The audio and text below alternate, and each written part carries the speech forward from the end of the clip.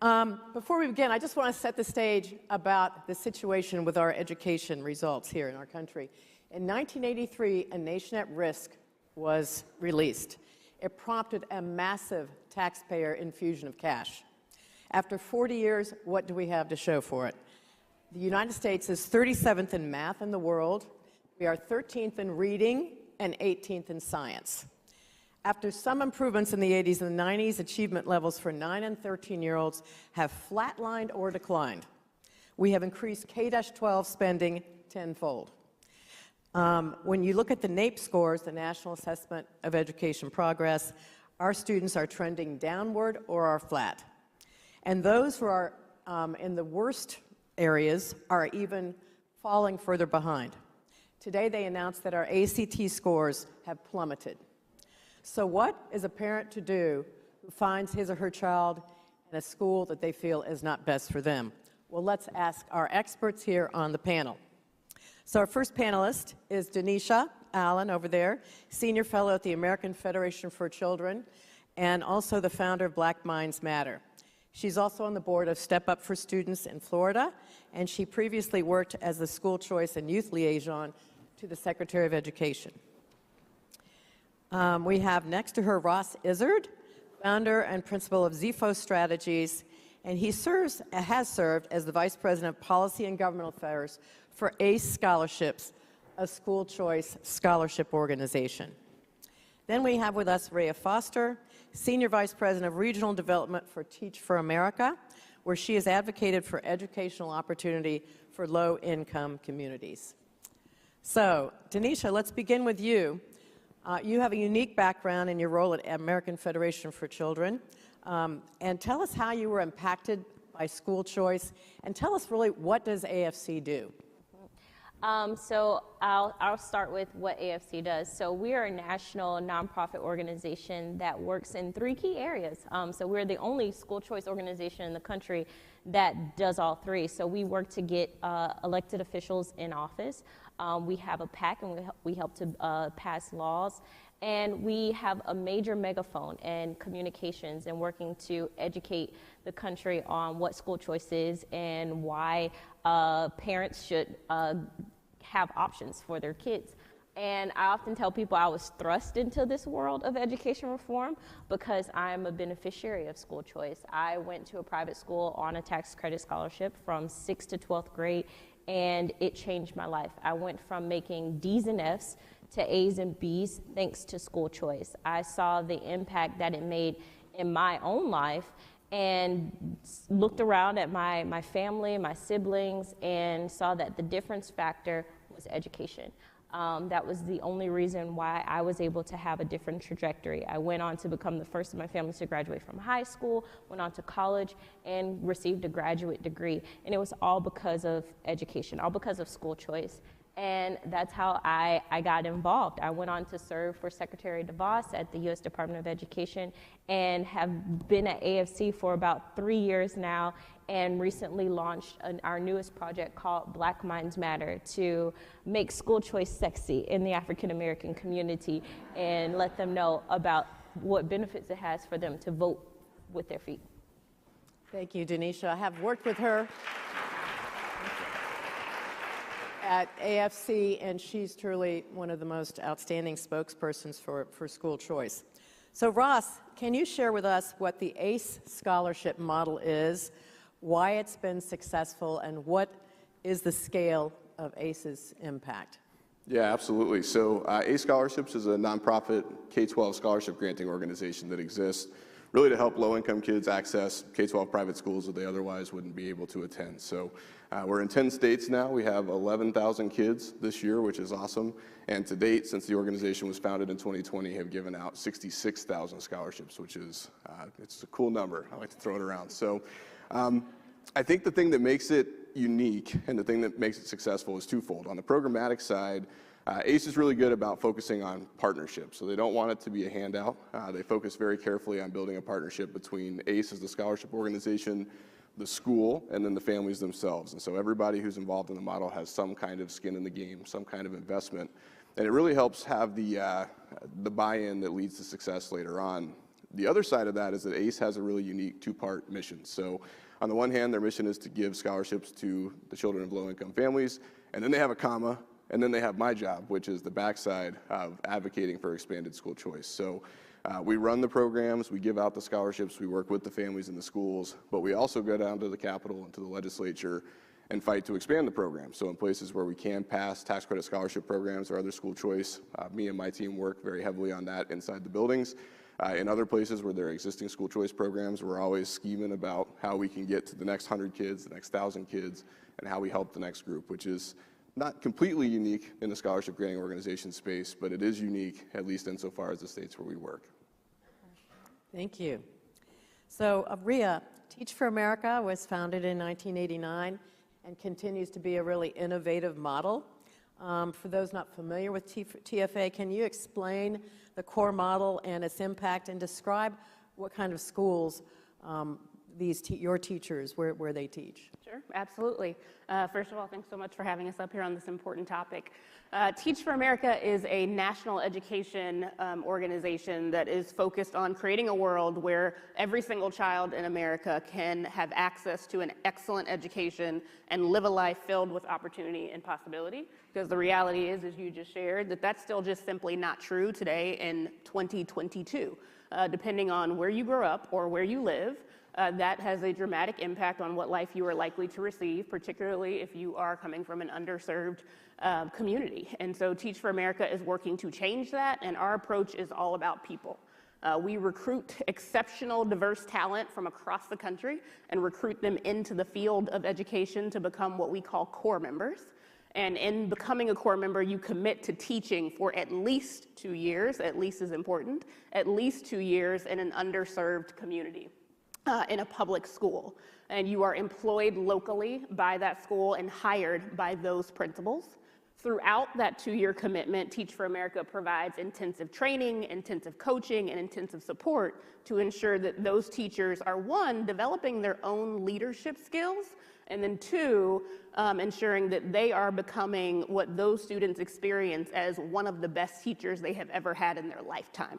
And research consistently shows that students in TFA core member classrooms are more likely to outperform their low-income peers in a non-TFA teacher-led classroom. And that's what most people know about Teach for America, but that is only half of the story. The other half is once they finish that 2-year commitment, they become what we call alumni. We now have 66,000 TFAers across the country working in every level of education. And so as alumni, they can continue teaching, and we have many that are now 10-year teachers and 20-year teachers and 30-year teachers because we've been around that long. And we also have others that are principals or school board members or elected officials, and we are continuing to work with them to ensure that they start their impact with Teach for America in the classroom, but they ultimately make a lifetime commitment to transforming public education. Thank you. So Denisha, back to you. School choice policies have expanded dramatically. I think now we have some form of school choice in 31 states, plus the District of Columbia. And so recently, though, something really big happened in Arizona, where a program passed that gives 1.1 million students and their families complete control of their education spending. So they got education savings accounts. So tell us about what Arizona did and how other states you think are trying to expand their school policies going forward. Well, I'm from Florida, and so I'm pretty bummed that we didn't do it first. And so Arizona, yes, passed a education savings account.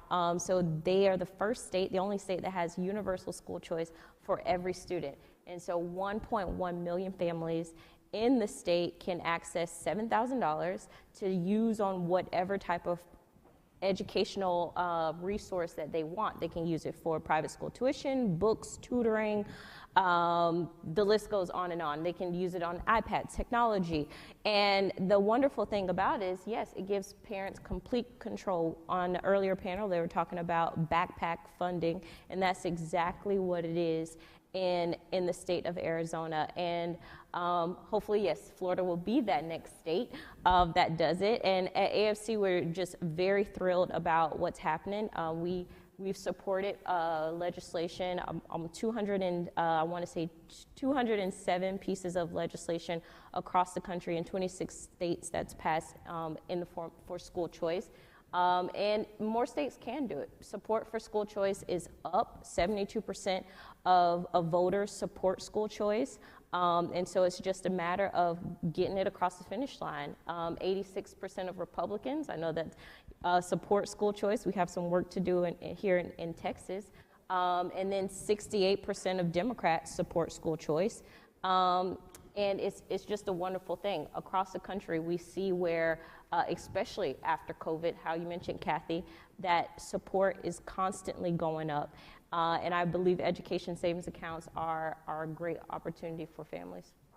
Right, and obviously in Florida, where you had Governor Jeb Bush, who started really the whole school choice movement in that state. I mean, it's remarkable how many students, I mean, it's a huge number of students having choices in Florida. So Indiana's pretty good too, my home state. So we've got a very, very robust school choice program. So Ross, what have you noticed when it comes to talking to legislators about choice?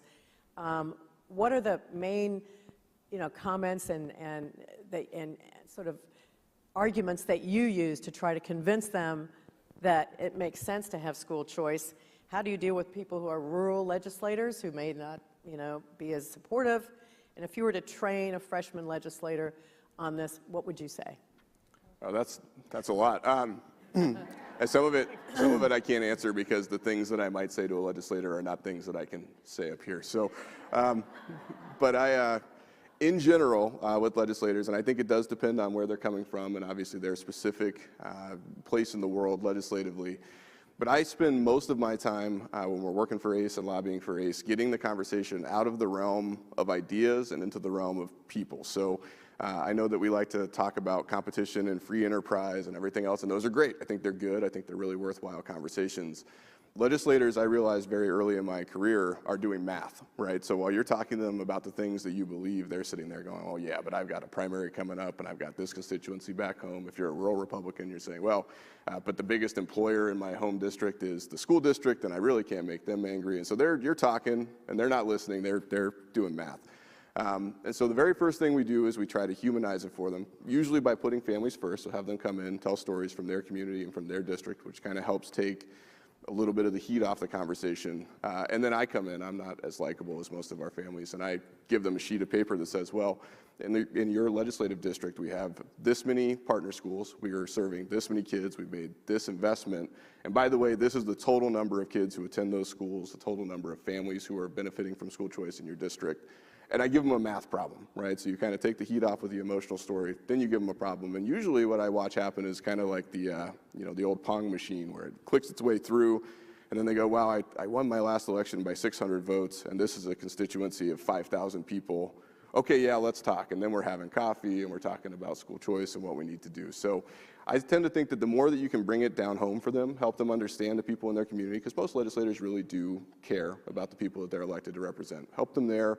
And then help them understand that it is in their best interest to go along with you, because as scary as superintendents associations can be and the teachers unions can be, I can promise you that there is not a lot scarier on earth than a bunch of really angry moms who want their kids to go to a better school. So, Yep, yeah. That is so true. We saw that happen in Florida when that was the moms who were threatened that maybe they might not have school choice who came out in support of Governor DeSantis. That's right. I mean, that was a really decisive factor in that election. So Rhea, 66,000, you said, alumni corps members. You have really a seasoned group of principals, administrators, school board members, and other people. What's the impact of this group? Tell us more about, are they working in public schools, charter schools, private schools, all kinds of, and tell us sort of what they're all accomplishing, because they are the smartest cohorts of graduates of universities. In fact, my university, DePauw, had many students who went on to become TFA members, and that's fantastic. Tell us what all they are doing it? Yeah, I think that's absolutely right, and almost hard to put into words the impact that they achieve.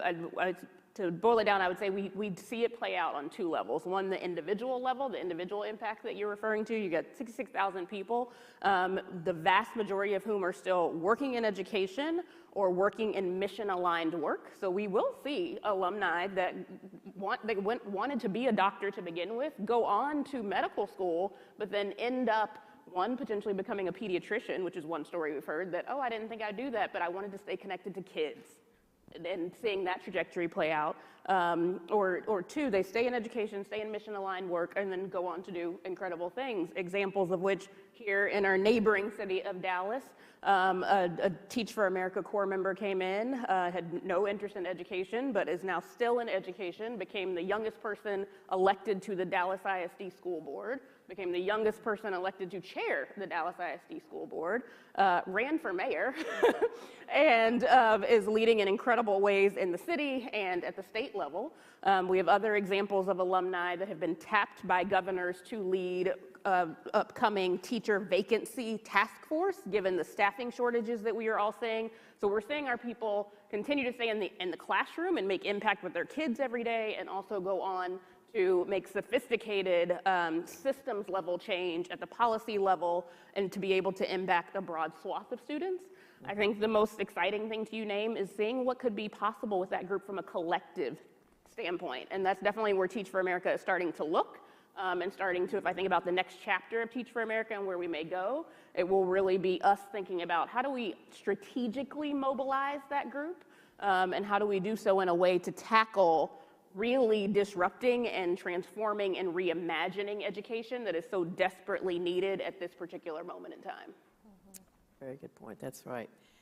So, Denisha, how would you explain why school choice is important to someone who is a big believer and that only there should be great public schools, which there should be, who have students who go on to achieve great things, and who also is a huge fan of teachers' unions, the system?